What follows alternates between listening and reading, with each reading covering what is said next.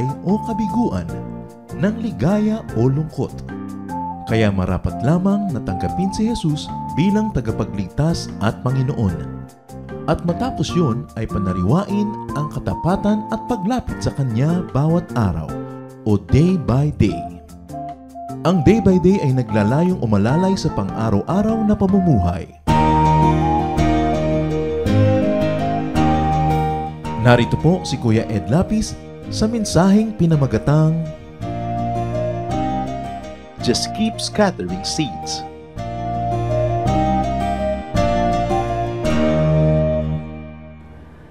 Napakainam po na tayo ay nagtuturo tungkol sa Panginoong Hesus, ano man tayo magawi, ano man ang ating kalagayan, sapagkat sinasabi sa unang Juan, 1 John 5:12, He who has the Son has life.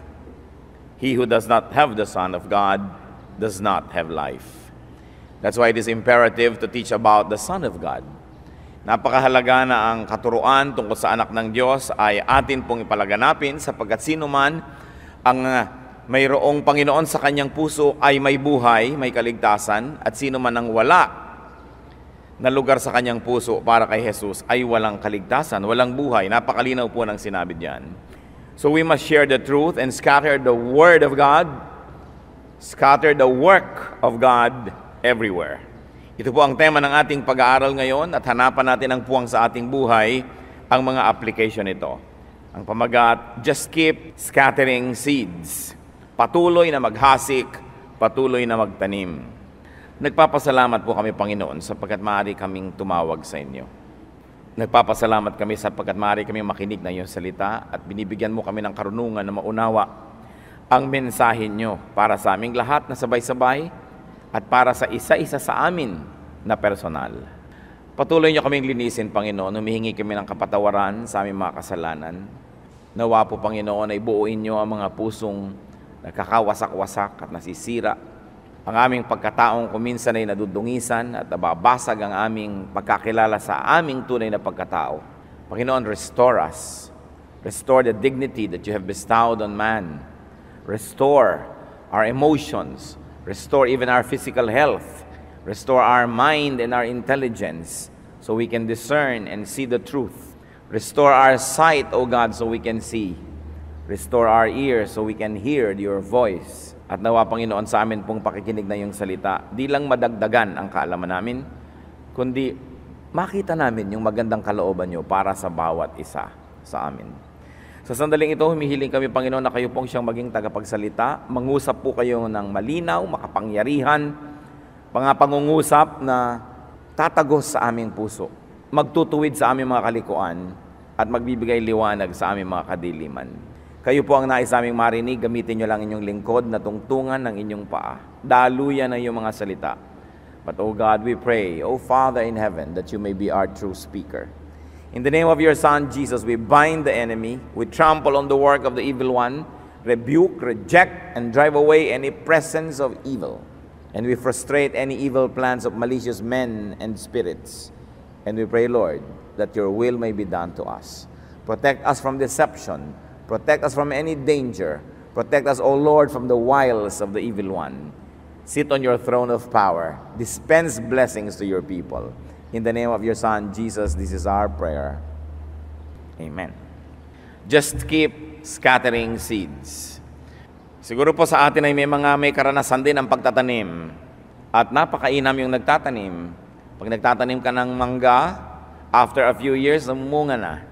Pag nagtatanim ka ng mga iba't ibang halaman na namumunga, habang ikay natutulog, habang ikay naglalakbay, habang kayo po ay may ibang ginagawa, lumalaki naman yung puno, and before you know it, it is already bearing fruits. Sa Mark 4:26-29, meron po tayong reference that talks about the same things. He also said, and this is the Lord speaking, this is what the kingdom of God is like. A man scatters seed on the ground. Night and day, whether he sleeps or gets up, the seed sprouts and grows, though he does not know how. All by itself, the soil produces grain. First the stalk, then the head, then the full kernel in the head. As soon as the grain is ripe, he puts the sickle to it, because the harvest has come. Naway pagpalain tayo at maunawaan natin ang mensahe ng mga salitang ito. So ang kaharian daw po ng Diyos ay inihalin tulad sa isang taong nagtatanim, naghahasik. Very especially yung paghahasik, yung inihahagis lang yung mga buto. It's a style, no? It's a planting style, broadcasting the seeds. Hindi isa-isang itinatanim, hinahagis lang. At may mga paraan ng pagtatanim na ganito, maging sa palay. So ganun daw po ang kaharian ng langit. Merong naghahasik at pagkatapos araw man o gabi, tulog man o gising, yung naghasik nun, yung mga buto ay nagkakaroon ng ugat, tumutubo, lumalaki. Kahit hindi naiintindihan nung nagtanim kung paano yung lumalaki, ay lumalaki pa rin. At yung lupa, yung buto, nagtutulungan sila. So may lalabas na katawan ng puno, hahaba, magkakaroon ng bunga. Maganda siguro, imagine natin yung mais. The stalk grows, and then the head sprouts. Pagkatapos, ang dami-dami ng mga butil-butil ng mais doon sa isa lamang na mais na makikita natin, 1 ear of corn. And as soon as the grain is ripe, this person who broadcast the seed goes about to harvest. At nakikita niyo po ang bunga, isang palay na itinanim, ang dami-daming nagiging palay na bunga. Sobrang dumadami. Isang mangga, isa ng butong mangga na itinanim, pagka na lumaki na, namunga na, ang dami-daming mangga na lumalabas dito. Sobra ang multiplication. And this is the wonder of planting seeds. It's wonderful. The seed is scattered, therefore planted. The seed reacts to the soil, sprouts, and grows into a stalk, into a head, and then a full kernel. The seed multiplies itself. That's why agriculture is one of the most fulfilling vocations. Dahil nakikita nyo na itinanim nyo lang, dinilig-dilig nyo nga ng konti, inalagaan nyo lang ng konti, pero wala tayong kamalay-malay kung anong mga proseso ang nangyayari para lumaki yun. At pagkatapos, under normal circumstances of course, you will harvest 100, 1,000-fold. Isipin niyo kung kinain niyo yung mangga at pati yung buto, tinusok nyo pa ng tinidor, nasugatan na yung buto, hindi na tumubo, wala na tayong pakinabang. Samantalang kung yung isang buto itinanim mo, nakain mo na nga yung laman, itatanim mo na lang yung buto, ilang beses mamumunga, ilang taon na mamumunga, napakaraming pakinabang sa pagtatanim. Of course, one of the more important wonders there is the soil nourishes the seed. Pinipili mo rin siyempre kung saang lupa ka magtatanim. And then the farmer does not know how the seed grows. In fact, the farmer does not make the seed grow, and the farmer does other things. Kaya nga po, kahit sa halimbawa, sa mga ating mga rice terraces, sa Ifugao province at sa mga kanugnog pa nito mga probinsya, matapos na maitanim nila ang palay, ano na ang gagawin ng mga kababaihan? Maghahabi na sila ng mga tela. Ang mga kalalakihan naman, mag-uukit na ng mga kahoy, mga wood carving, or mangingibang bayan sila para maging mga laborer, mga manggagawa, kung saan man merong handa na mag-empleyo sa kanila, sapagkat naitanim na nila yung palay eh. Konti na lang ang naiiwan para alagaan ng konti, tanggalan ng damo. Dahil mag-isa na yun na tumutubo, meron ka ng ibang pwedeng gawin sa buhay. At pag harvest time, bali ka na ang lahat sa kanilang mga nayon. Tigil muna ang wood carving, tigil muna ang weaving, because now they will harvest. And each grain that they planted will now yield 100, 1,000 other grains. This is wonderful. The farmer now harvests the grain and gets more, infinitely more than he gave.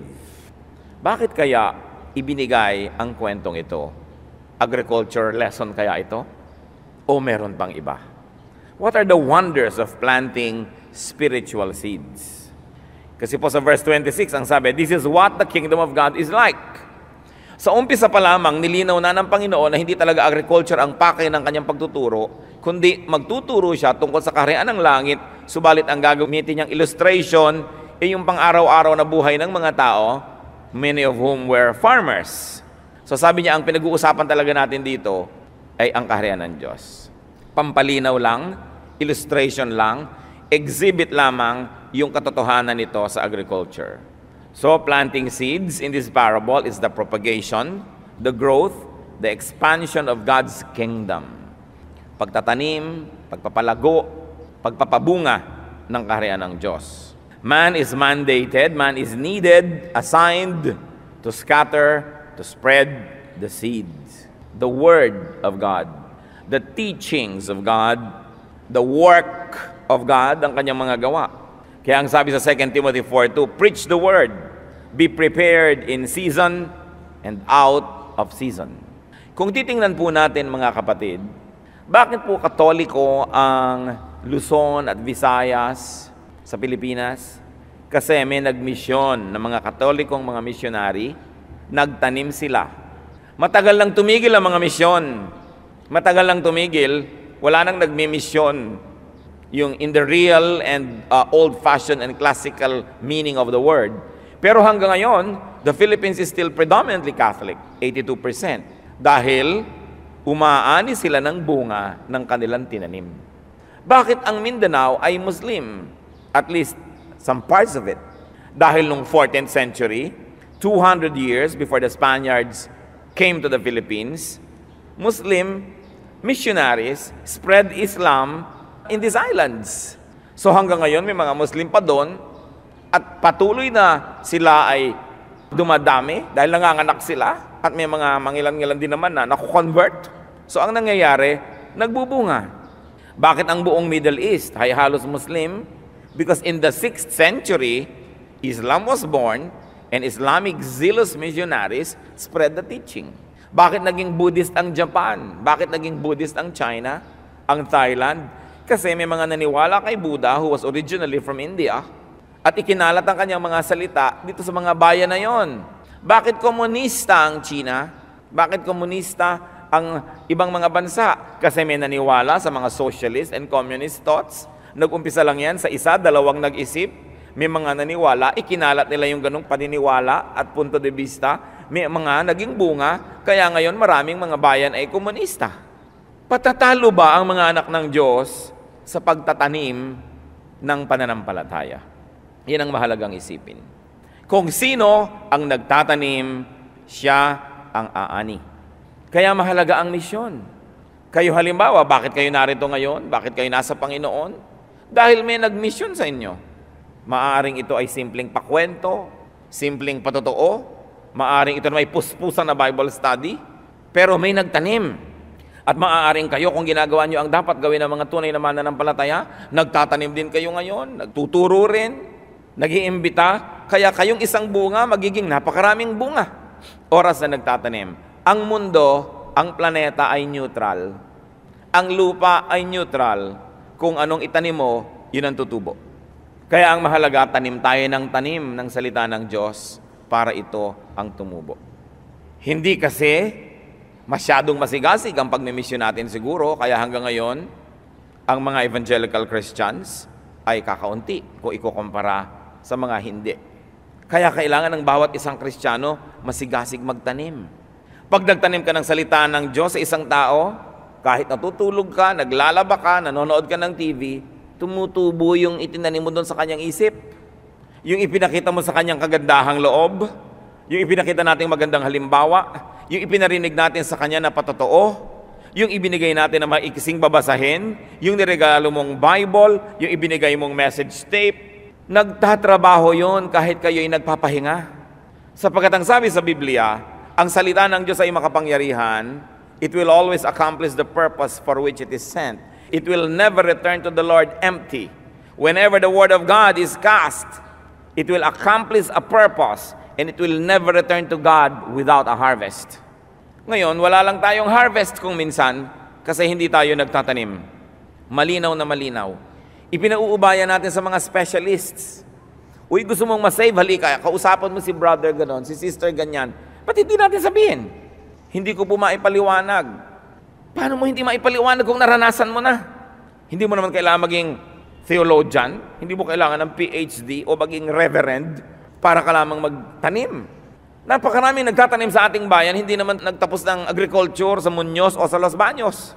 Pero nagtatanim at mabunga ang mga pagtatanim. Kumisan yung mga graduate pa nga, ang wala namang naitatanim eh. Napakaraming mga graduate ng Bible schools, wala naman sa ministry. Wala rin ginagawa.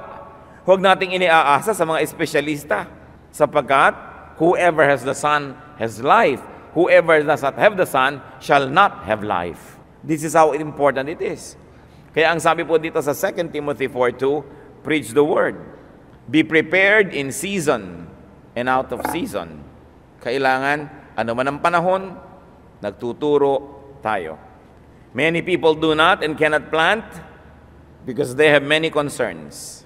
Katulad ng mga magtatanim na, hindi po ako magtatanim kasi hindi ko alam kung ano mangyayari, paano ba yan tutubo, ano bang mangyayari dyan, so huwag na lang. Sabi nga nung pelikulang Jurassic Park, life finds a way. Yung buhay mismo, gumagawa ng paraan na mabuhay siya. Kaya konting assistance lang kailangan natin, konting pagtatanim, gagawa ng paraan yung seed na yun para tumubo. Hindi niyo po ba nakikita kahit sa mga bubong-bubong natin, kahit sa ating mga alulod na hindi natin nalilinis, may tumutubo ng halaman. Ang nagtanim, hangin. Hangin ang nagdala doon. Sa mga gilid-gilid ng mga pader, may tumutubo. Yung bang hindi mo itinanim, may tumutubo. Yung pakayang itinanim mo ang hindi tumubo. Kaya mahalaga, tanim tayo ng tanim. Man does not have to understand how it works, but seeds grow. Man does not have to participate, but growth happens. Sabi sa 1 Corinthians 3:6, sabi ni Pablo, I planted the seed, Apollos watered it, but God made it grow. So kung kayo nagtanim ng seed of salvation, ng seed of wisdom, ng seed of God's word, may iba naman taong magdidilig. Kahit hindi kayo magkakilala. Halimbawa, ang isang tao medyo bumukas ang isip sa pagiging isang born-again Christian dahil humanga sa inyong magandang patotoo, nakapagtanim kayo noon. Pagkatapos, dahil bukas na siya ng konti, nataniman mo na ng konti, pagtuloy may isa siyang pinsan o kapatid o kamag-anak na nagsabing, halika, mag-Bible study tayo. Sumasama na siya tuloy dahil may nauna nang naging kasingkapan na magbukas siya ng isip. So, iba na ngayon na magdidilig. May kakanta, maganda ang kanta, nadiligan siya. Merong nagpatotoo, merong nag-message, nadiligan, tumubo, pero ang nagpapatubo daw ang Panginoon. Isang malaking hiwaga kung bakit ang Panginoon na makapangyarihan sa lahat, binibigyan tayo ng halaga na tayo ang kanyang ginagamit para maligtas ang ating kapwa-tao. Ang ating pagtuturo, ang ating patotoo, ang ating imbitasyon, ang ating mga panalangin ay mahalaga para isang tao ay mataniman ng salita ng Diyos. Ginagawa po tayo ng Diyos na partner sa kanyang ministry of salvation. And it gives us importance, though we are not really important on our own. Kaya pag tayo pinahahalagahan, dapat naman natin napahalagahan yung pagpapahalaga sa atin. Hindi yung binabaliwala natin yan. Man, very interestingly, harvests and benefits many times over. Halimbawa, nung pinanonood ko po yung pelikulang Jose Rizal, napakaganda ng pelikulang ito, at ipinakita kong papaano nakapang-abuso ang mga fraile, ang mga pare, sa mga mamamayan, kung papaano napagsamantalahan nila ang marami sa ating mga kababaihan, kung paano nakukuha nila ang pera ng napakahirap ng ang bayan dahil ibinebenta nila ang lahat ng serbisyo ng simbahan, ang pagdarasal, ang pagbibendisyon ng patay, ang paglilibing, ang pagkakasal, ang pagbibinyag, ang pagkukumpil. Bakit pag ipinatatayo ang simbahan ay kinukuha lahat ng kontribusyon ng mga tao at pag nakatayo na yon, lahat ng serbisyo na may bayad? Parang hindi ka nag-contribute sa pagpapagawa. Pero nangyari yon, umani ng umani ang relihiyon na ito kasi nagtanim ng mga katuruan, nagtanim ng mga tradisyon, nagtanim ng mga paniniwala, tumubo naman. Kasi alam nyo, magtanim man kayo ng makahiya, tutubo rin. Magtanim kayo ng tinik, tutubo din. Magtanim kayo ng cactus, tutubo. Lahat tumutubo. Kaya dapat ang mga anak ng Diyos tanim ng kabutihan. Tanim ng salita ng Diyos dahil tutubo din yon. Kung sinong nagtatanim, siya ang aani. At gusto-gusto natin siyempre umani ng mga kaluluwa sapagkat ayaw natin silang mapahamak. Kitang-kita rin halimbawa ng mga masisipag na pastor. Alam niyo po, nung hindi ko balak magpastor, sabi ko, magsa-Sunday school teacher na lang ako, pwede naman, hanggang maging principal, pwede pa rin. Pero magpastor, wag na. Kasi ayokong maging maralita. Ayokong maging mahirap. Tapos yung pinsan ko, sinabihan pa sa akin, oy, sabi ko noon, mahirap maging pastor, magiging pobre ka. And you know, you've got to learn poverty from childhood, otherwise you will never understand it. Sabi niya gano'n, sinisira pa loob ko. Kaya noon pong okay, magpapastor na talaga, sabi ko talaga yatang tawag ng Diyos ito dahil noon ayaw ko eh. Gusto ko naman maging teacher, pwede, pero magpastor, wag na.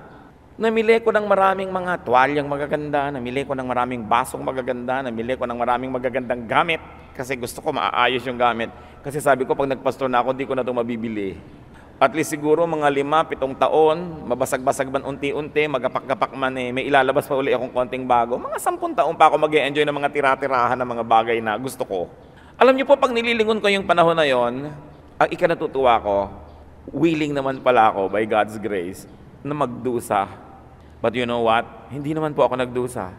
Lalo pa nga sumarap yung buhay ko eh. Lalo pa nga gumanda kasi ang dami nagre-regalo. Ang dami-dami nagre-regalo.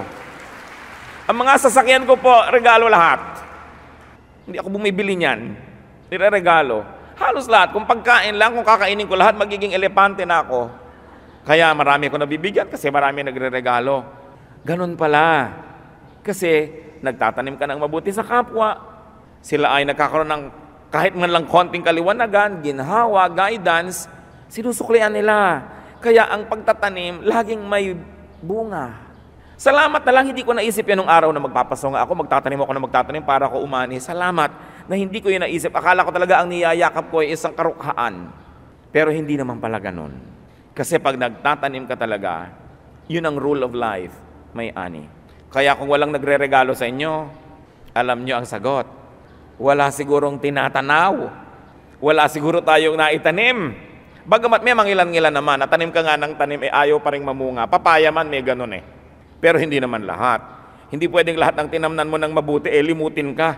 Hindi naman pwedeng lahat ng ginawan mo ng mabuti, hindi man lang magsukli.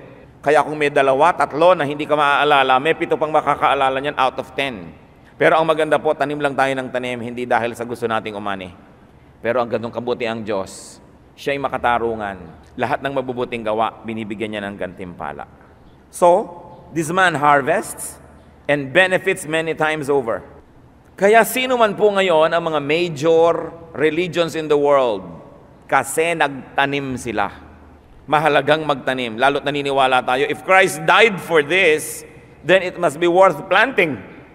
And if Christ not only died for this, but actually lived again because of this, then it's worth planting all the more.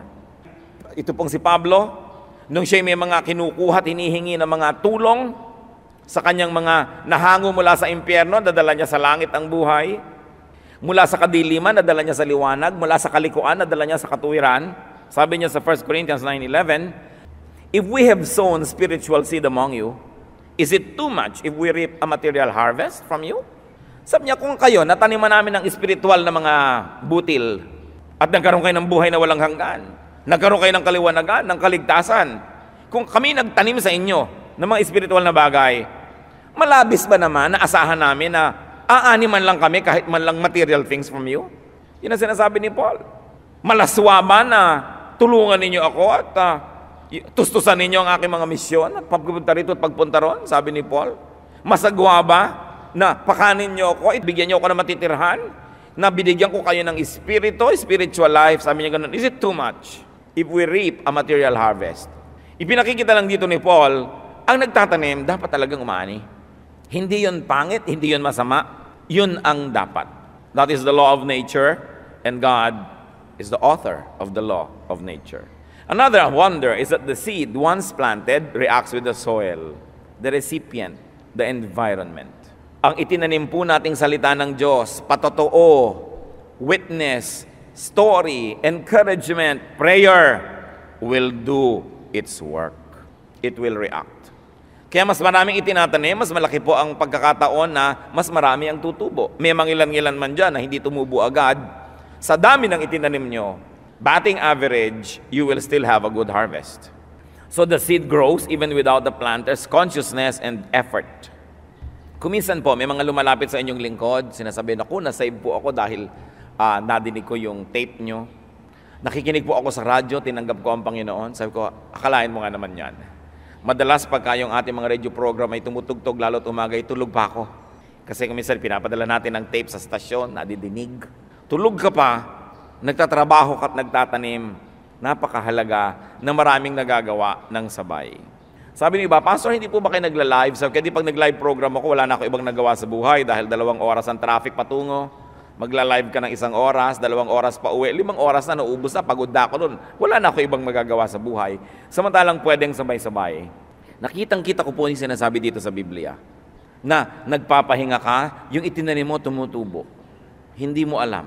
Kung minsan meron ka lang isang tinulungang estudyante na makapag-aral ng 1 semestre, na dugtungan yung kanyang pangbayad, nung makatapos na habang buhay, hindi ka na nilimot na padala ng bayabas. Na hindi ka na tumutulong, tapos na yung ginawa mong proseso, umaani pa. Ganun ang agriculture eh. Napakasarap. And that the seed once planted matures to become a kernel, to be more seeds that can grow. Meron pong mga matutulungan, sasabihin, ano po bang magagawa ko para makaganti-ganti? Naku, tumulong ka na lang din sa iba. Pag malakas ka na, tumulong ka rin sa iba, yun ang magandang sukli. Dumadami, namumunga ang kabutihan because the seed multiplies itself. Luke 8:8. Still other seed fell on good soil. It came up and yielded a crop 100 times more than what was sown. So unbelievers become believers, believers become many believers. It's beautiful. But remember, it begins with just a seed. It begins with just a man who plants it. Galatians 6:7 says it very clearly, a man reaps what he sows. Kung ano ang itinanim, aanihin. So ano po ang pwede natin maging conclusion dito sa ating maiksing babasahin na yan? Plant seeds all the time. Physical seeds, maaari na. Kung gusto nyo maging masyadong literal, magtanim kayo ng fruit-bearing plants. Dito po sa aming tinitirhan sa Taguig, ang lupa ay napakatigas, bato. Talagang adobe ang lupa. Kaya damo lang ang tumutubo at mga konting shrubs. So ano pong ginagawa namin? Ipinahuhukay pa, iniuupa pa sa mga professional na manghuhukay dahil napakatigas. Ang mga batong ito, gagawa ka ng mga 1 dipang hukay na square, lalaliman ng lalalimang lampas tao, palalagyan namin ng matatabang lupa galing sa Los Baños, sa aming lote doon, at tataniman namin halimbawa ng mangga. Alam niyo po yung mga itinatanim namin ngayon, namumunga na. At tuwing panahon ng pamumunga, namumunga, ang konsuelo mo, ganun na lamang. Kaya kahit yung mga puno-puno natin dito, ipinapakolekta ko yung mga dahon, inuuwi ko pa para sigan sa ilalim, para pausukan. Siyempre, inaalagaan mong puno mo para mamunga. Pero yung mga kapitbahay namin, hindi naman sila nagtatanim, edi titingin-tingin lang doon sa bunga. At kung nalilingat ka, yung mga anak-anak nila, inaakyat ang puno mo. Kasi wala sila. Gagawa ka ng paraan, magtatanim ka. This is one thing I learned from my father. My father always kept planting fruit-bearing trees. Yung tanim ka ng tanim. Kaya minsan may itinatanim ako. Sabi nung isang tiya ko, aba, mamumunga yan. Sabi ko, tita, hindi na para sa atin yan. Para na yan kila Emilio, ito, mga batang ito na silang aanin na yan. Pero kailangan ka magtanim. Alam niyo po, marami tayong inaani, tanim na magulang natin. Kaya ang mga magulang, tanim din ng tanim dahil para may anihin ang mga anak nila. Ikaw naman anak, magtatanim ka rin. Ang gagawin naman ng apo, ibebenta. Ang mga magulang, mag-homestead, gagawa ng mga farm, magtatanim, mai-enjoy ng anak. Pag apo na, ibebenta ang buong farm. Palibas at mga walang malasakit. Kaya dapat po natin nakita, lagi magtatanim. Physical seeds, good deeds, kabutihan. Meron po kami isang kamag-anak na wala na kaming ginawa, kundi halos sambahin yun pag pinupuntahan namin, turo ng magulang namin, talagang sobrang galang, regalo. Nung malaman namin, bakit? Kasi daw nung panahon ng Hapon, nung nag-evacuate sila, nakitira sila doon na 1 linggo at pinakain sila. 1 linggo silang pinakain habang buhay kami tumanaw. Kasi ganun talaga. May tanim. At yung mga utang na loob, itinuturo mo yan sa anak mo. Sinasabi mo, anak, may utang na loob tayo dyan sa mga taong yan kasi tinulungan nila mga lolo mo. Ganun ang mga totoong tao. Pinaaani natin ang mga nagtanim. At kung tayo yung nataniman, pinaaani natin sila. Hindi nila ipagsisisi na bakit ba tayo natamnan. Kung totoong tao ay ganun ang gagawin, yung taong Kristiyano, di lalo na. Kaya tanim po tayo ng tanim. Always do good deeds. Every day, when you wake up and God gives you an extension, another day of life, you always ask, God, what good can I plant today? Maybe I'm too old to harvest its fruit, but my sons, my daughters will harvest it. Or some other person who needs it will harvest it. Yung tao pong nagagawa ng mabuti, ang tendency niyan, gagawa din ng mabuti. Kahit hindi sa inyo, sa iba. Pero yung mga taong nasasakta natin at tinataniman natin ng masama, nagagalit sa mundo, gumagante kahit doon sa hindi taong gumawa ng masama sa kanila. Dahil May nakakapagtanim din ng kasamaan. Kaya nakita niyo po yung mga bata, maliliit pa na nataniman ng masasamang ugali, ng mga masasamang pakitungo, nagiging masama rin ang ugali. Siyempre, labanan ang pagtatanim. Kaya kung merong malawak na bukid na walang katanim-tanim, at tatamad-tamad yung Kristiyano, ang sipag-sipag ng mga dyablo, pagkatapos magtataka ka, bakit tayo minority? Bakit tayo nape-persecute? Siyempre, yung mga minority nape-persecute. We are being persecuted because somewhere back in time, our spiritual ancestors did not plant enough. Kaya kung minsan sasabihin, bakit ang hirap-hirap natin? Kasi yung lolo natin noon, sugarol, binenta lahat. Ba't ang hirap-hirap natin? Kasi ang magulang natin, hindi man lang nagsikap, nagbingo ang nanay natin, ang tatay natin, naglasing, nagsabong, kaya tayo mahirap. Inaani ng susunod na henerasyon yung kapabayaan ng mga nauna. Pero inaani rin ng mga henerasyong sumunod yung kabayanihan at sipag ng mga nauna. Mahalaga magtanim, lalong-lalo na ng spiritual seeds. God's words, God's teachings. Galatians 6:9, let us not become weary in doing good, for at the proper time we will harvest. We will reap a harvest if we do not give up. Huwag magpanghinaan ng loob, magpakasipag, magbanat ng buto, magtanim ng salita ng Diyos. Sa ating mga kamag-anak, sa ating mga kapitbahay. Kasi yung kapitbahay mo na dating bumabato sa iyong bahay, pag nagkakantahan kayo at may Bible study, pag nataniman mo ng mabuting salita, mamaya aakyatin yung bubong mo at i-repair niya. At pag may Bible study sa bahay mo, dala-dala niya yung lumpia, dala-dala niya yung maruya, dala sabi niya, uy, may mga bisita, kaya tapakanin mo. Kasi nataniman mo mabuti. Kasalanan din natin dahil marami nagpe-persecute sa atin kasi hindi tayo nagtatanim. Psalm 126 verse 5, those who sow in tears will reap with songs of joy. Yun daw po nagtatanim na may kasama pang luha, hirap na hirap, pagod na pagod. Yan naman ay aawit at sasayaw sa panahon ng tag-ani. Do not worry about many things. Do not worry about many issues. Kung marami kayong mga theological issues na hindi naiintindihan, maraming verses na hindi memoryado, maraming katuroang hindi pa lubos na nauunawa, ipasa Diyos nyo na lang yon. Ang mahalaga, just plant seeds. Kung ano yung meron kayo, i-share nyo. Whatever story you have, testimony you have, speak. Acts 4:20, for we cannot help speaking about what we have seen and heard and testify. Laging magpatotoo tungkol sa kabutihan ng Diyos. 2 Timothy 1:8, do not be ashamed to testify about our Lord and just invite and bring people to the Lord. Sa John 4:29, meron pong nakakilala sa Panginoon, dinala sa kanyang kapatid, sabi, come, see a man who told me everything I ever did. Could this be the Christ? Well, this is the woman at the well. Sabi niya, tingnan ninyo, ito na kaya ang Kristo? Inaantay natin eh. Sabi niya, halika. At dahil niyaya lang niya yung mga tao, wala siyang sinabi, hindi siya nagturo, niyaya lang niya. Yung buong baryo, nakausap ng Panginoon, makaawa sa kanyang huwag pang umalis, at 3 araw pa ang Panginoon nagturo doon ang nagturo. Dahil lang yung isang babae sabi, halika kayo, meron akong nakita dong tao, ito na kaya. At si Andrew, sabi niya sa kanyang kapatid, meron akong nakita, ito na kaya, halika, tingnan mo, come and see. Yung kapatid niya, si Peter. Can you imagine there was a Peter because there was an Andrew who invited him? You may not be Peter, but you can be an Andrew. So much more if you can be both. Look at the growth of Christianity. Look at the growth of any movement. All it takes is one person and some people to scatter the seeds. Ang Panginoong Jesus, ang 12 niya mga disipulo, ano na ang Christianity ngayon? Kita nyo, kumalat sa buong mundo dahil may mga disipulo. Scatter the seeds of Christ and Christianity and let the Lord do His part. The soil will do its part. The seed will do its part. And when you plant, you get closer to harvesting, even while you are asleep.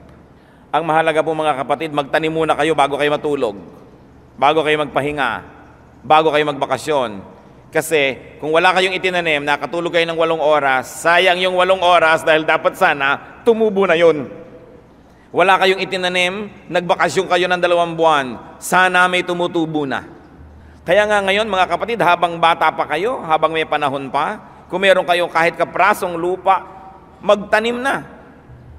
Para abutan nyo pa ang pamumunga.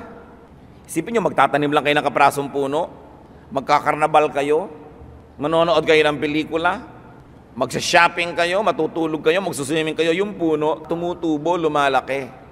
It's important that many things happen at the same time that don't need your direct participation. Kung gagawin po natin isang napaka-practical na application nito, o bata pa kayo, naghahanap buhay kayo, clerk kayo dyan sa City Hall, paano kayo magkakaroon ng maraming bunga? Hindi naman dadami yung 15 katapusan na sweldo nyo, yun na. So, bago ka magpahinga, bago ka magpasarap, bago ka maggagasta, mag-iipon ka lang ng konting pera mula sa iyong sweldo, ibigay mo sa isang kamag-anak mo sa probinsya, magpaalaga ka ng 2 baboy. So habang nagke-clerk ka dito, yung baboy mo lumalaki. Meron kang aasahan kita doon, may kita ka pa dito. Kung nagpaalaga ka pa ng kambing sa kabila mong pinsan, kung ikaw ay nagpatanim ng isang pitak ng palay doon sa isang bukid, di ang daming nangyayari habang ikaw ngayon ay may iba pang ginagawa. Kahit nagpapahinga ka, maraming nangyayari, aasenso ang buhay mo. Marami kasing tao, hindi aasenso dahil yun lang ginagawa nila, doon lang sila nakatutok, wala silang ibang tanim. Kailangan marami kang tanim. Kaya ganoon din yun, nagtatanim ka ng salita ng Diyos dito, doon, dito, dyan. Kaya nakikita mo, nag-grow din yun dahil may iba ding kumakanta dyan, madidinig nila, may iba ring magtuturo, nafe-feed sila, lumalago. Mamaya, kung missionary ka, yung mga tinaniman mo na ito, supporter na ng iyong work yan kasi nag-grow. Pero hindi ka pwedeng umani nang walang itinanim. Importante, ngayon, gutom na ako so kakainin ko na itong mga buto. May ganun It's the most horrible thing when a certain society becomes so hungry that it eats its seeds. Wala na tuloy sila lalong itatanim, lalo silang magugutom. So ang kailangan, marunong tayong magtabi para may maitanim. Gaano ba kamahal magpaalaga ng isang maliit na biik? Nagkaroon pa ng magagawa yung isang pinsan mo sa probinsya. Kinakain lang naman yan, mga kopra-kopra, mga dahon ng kakawate at kung ano-ano pa. So kailangan marami kang itinatanim kung saan-saan. Marami kang ginagawa. Hindi ka man umani dito, aani ka doon. Hindi ka umani dito, aani ka doon. Look at the people who become prosperous. That is their way. They are earning while they sleep.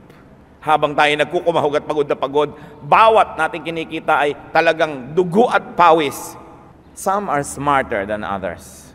It's not enough that you work hard. You have to be smart so that you will maximize the harvest in this life, while if possible, you minimize hard work. You have to be wise. So keep planting.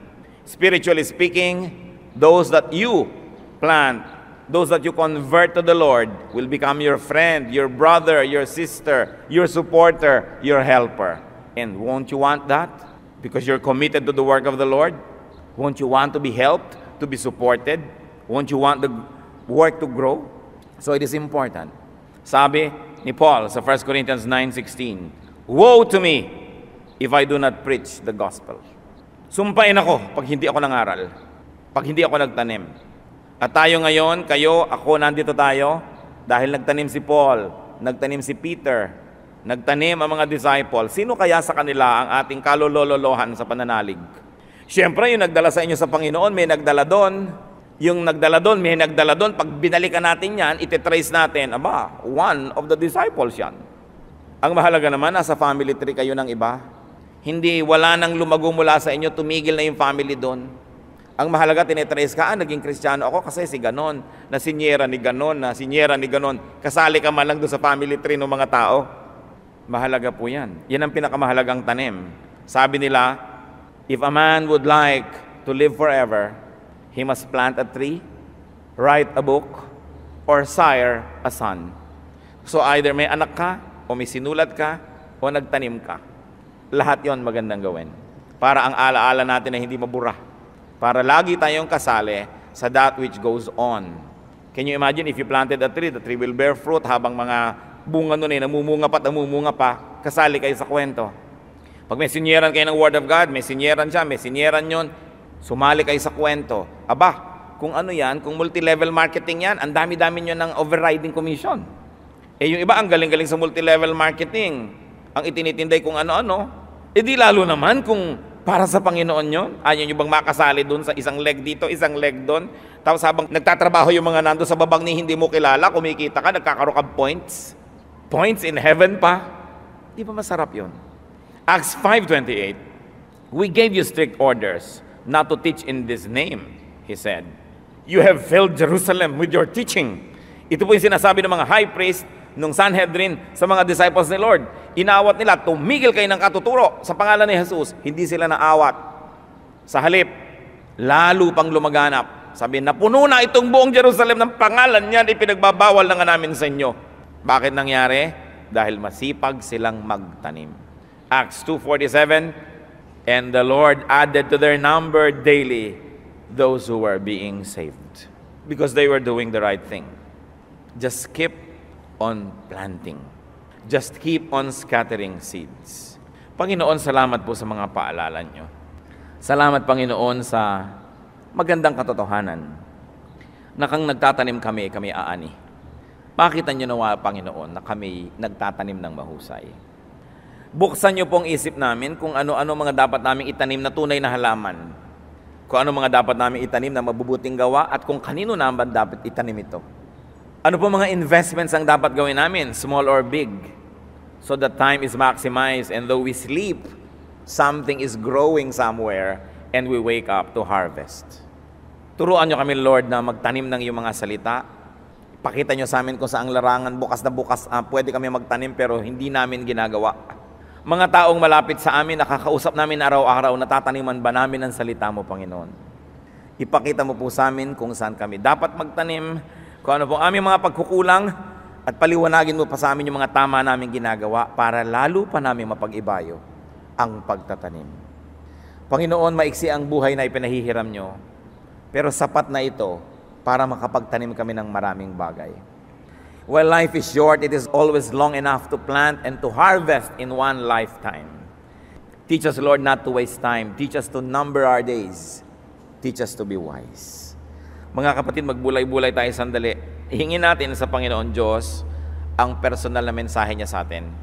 Maging ito may pagtatanim ng tunay na halaman or investing financially, increasing our capacity to harvest materially, at lalong-lalo naman pagtatanim ng kababutihan, mabubuting gawa, pagtulong sa kapwa, at pagtatanim ng kaharian ng Diyos sa puso ng mga tao. Hilingin natin sa Panginoon, imulat ang isip natin na makita natin ang ating mga opportunities. May the Lord bless us as we ponder what we should do with this message.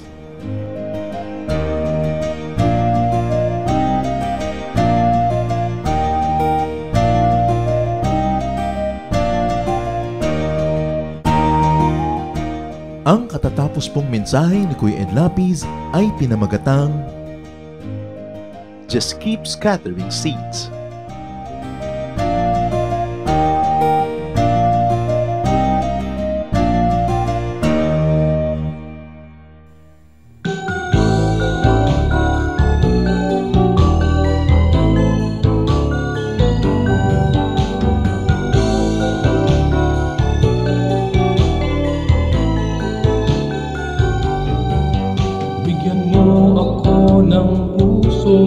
Laging may awit, hindi nagagalit, at ituro mo sa aking buhay paano umibig sa aking kaaway. Kahinahunan, kahinahunan, kahinahunan yung ibigay. Kahinahunan, kahinahunan, bunga ng Espiritong buhay. Kahinahunan, kahinahunan, kahinahunan yung ibigay. Kahinahunan, kahinahunan, bunga ng Espiritong buhay. Bigyan mo ako ng pusong napaaawat, nagpapatawad, upang di ako mapaaway. Hinahon ng puso'y aking kaagapay. Kahinahunan, kahinahunan, kahinahunan yung ibigay. Kahinahunan, kahinahunan, bunga ng Espiritong buhay. Kahinahunan, kahinahunan, kahinahunan yung ibigay. Kahinahunan,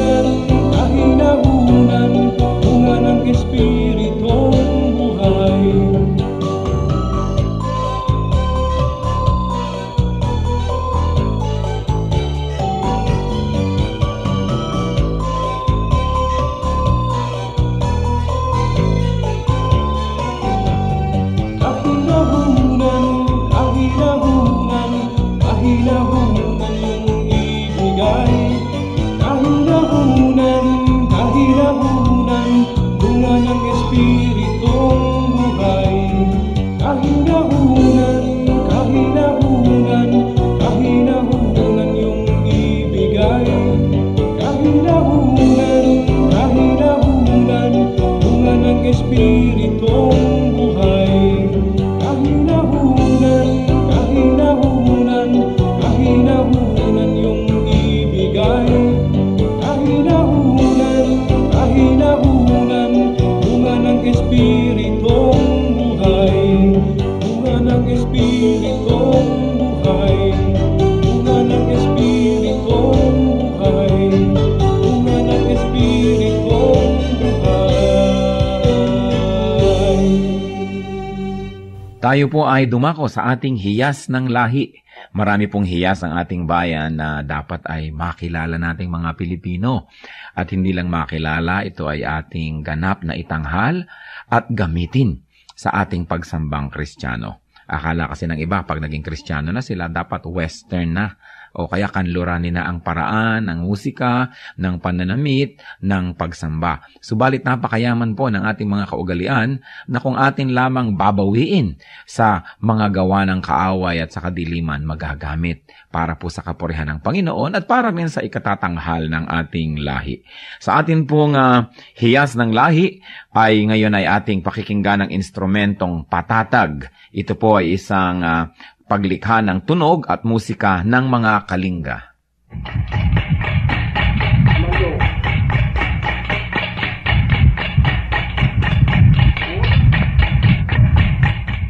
Ang patatag ay isang instrumentong panugtog ng mga Kalinga sa Cordillera at ito ay yari sa isang bias ng buho na biniyak pahaba para maging 2 piraso.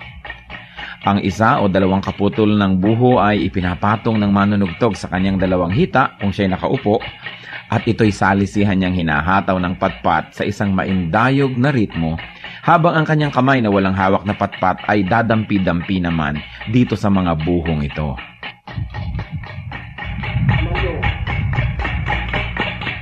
Maaaring sumali ang 1 hanggang 6 o higit pang mga manunugtog na salisihan ang pasok sa ritmo, habang sila ay nakapaghahabi naman ng isang melodya.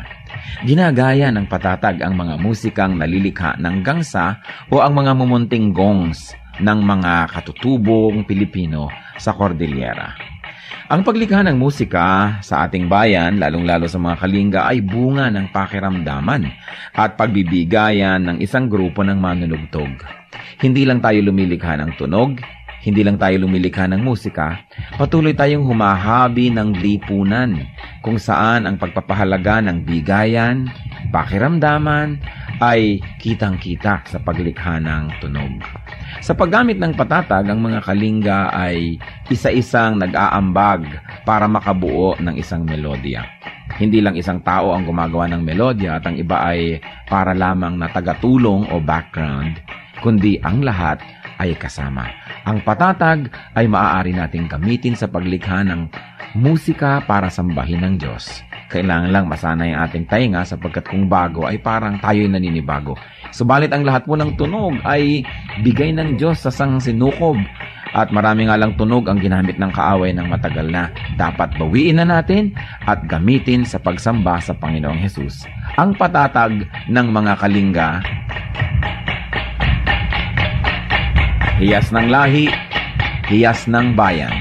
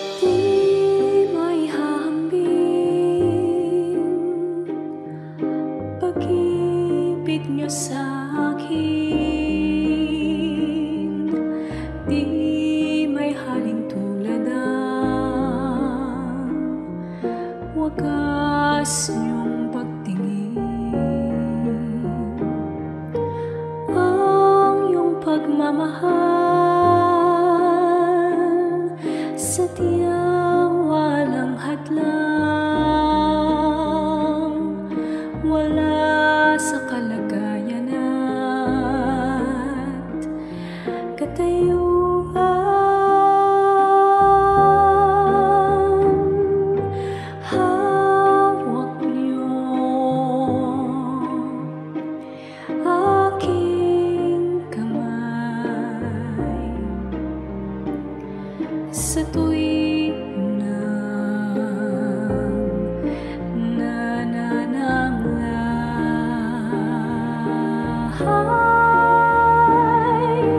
At sa tuwing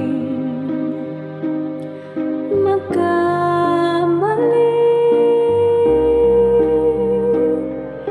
walang hanggang pagpapatawad niyo sa'kin.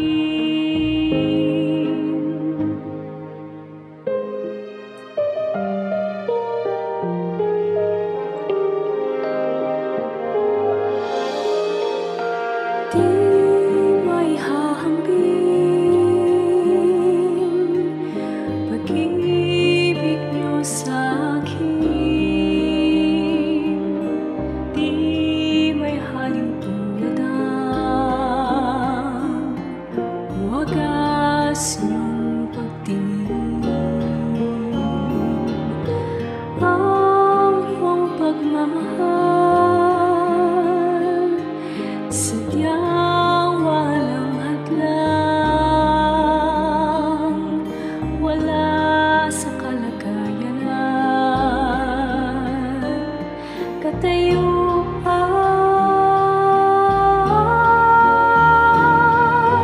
Hawak niyo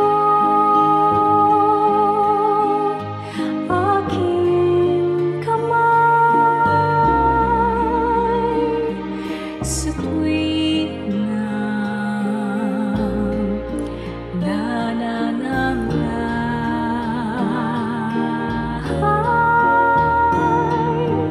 at sa tuwing magkamali,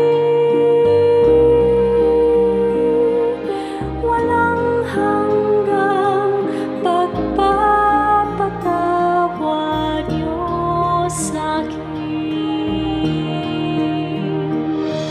Sadyang di mapigil ang kabutihan niyo,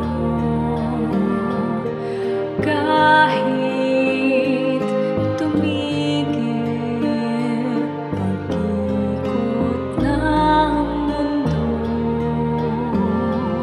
Sa'king kahinaan di magbabago, pag-ibig niyo sa'kin laging naririto.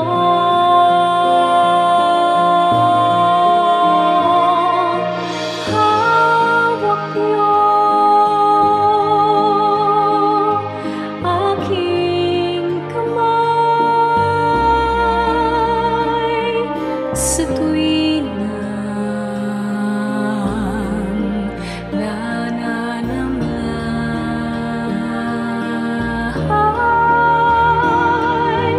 at sa tuwing magkamali, walang hanggang pagpapatawad niyo sa'kin. Hawak niyo aking kamay sa tuwing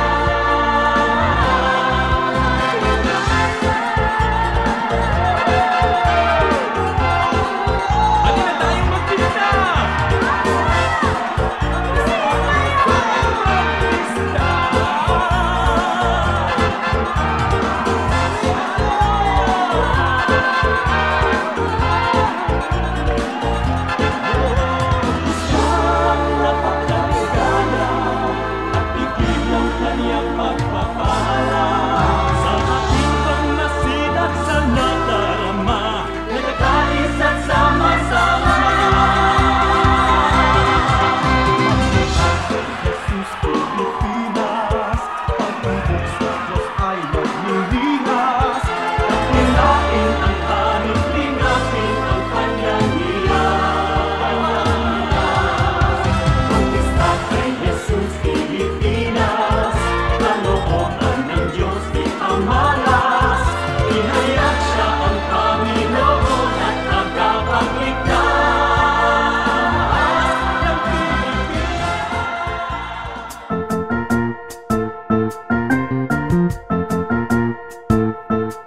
Oras na po para pansamantalang magpaalam ang programang Day by Day.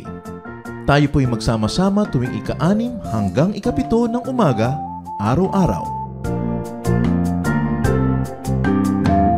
Magandang umaga po at mabuhay ang Panginoong Hesus!